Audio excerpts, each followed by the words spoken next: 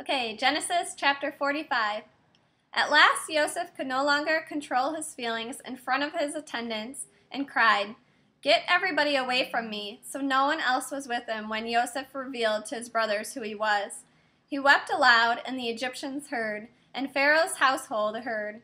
Joseph said to his brothers, "I am Joseph. Is it true that my father is still alive?" His brothers couldn't answer him. They were so dumbfounded at seeing him. Joseph said to his brothers, "Please, come closer," and they came closer. He said, "I am Joseph, your brother, whom you sold into Egypt. But don't be sad that you sold me into slavery here or angry at yourselves, because it was God who sent me ahead of you to preserve life. The famine has been over the land for the last 2 years, and for yet another 5 years there will be neither plowing nor harvest. God sent me ahead of you to ensure that you will have descendants on earth and to save your lives in a great deliverance. So it was not you who sent me here, but God, and he has made me a father to Pharaoh, Lord of all his household and ruler over the whole land of Egypt. Hurry, go up to my father and tell him, 'Here is what your son Joseph says. God has made me Lord of all Egypt. Come down to me, don't delay. You will live in the land of Goshen and be near me. You, your children, your grandchildren, flocks, herds, everything you own. I will provide for you there so that you won't become poverty-stricken. You, your household, and all that you have, because 5 years of famine are yet to come.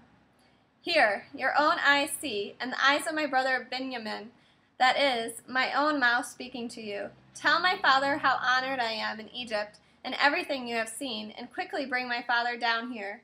Then he embraced his brother Benjamin and wept, and Benjamin wept on his neck. And he kissed all his brothers and wept on them. After that his brothers talked with him. The report of this reached Pharaoh's house. 'Joseph's brothers have come,' and Pharaoh and his servants were pleased. Pharaoh said to Joseph, 'Tell your brothers, here's what you are to do. Load up your animals, go to the land of Canaan, take your father and your families, and come back to me. I will give you good property in Egypt, and you will eat the fat of the land. Moreover, and this is an order, do this. Take wagons from the land of Egypt to carry your little ones and your wives, and bring your father and come. Don't worry about your stuff, because everything good in the land of Egypt is yours.' The sons of Israel acted accordingly, and Joseph gave them wagons as Pharaoh had ordered, and gave them provisions for their journey. To each of them he gave a set of new clothes, but to Benjamin he gave 7.5 pounds of silver and 5 sets of new clothes.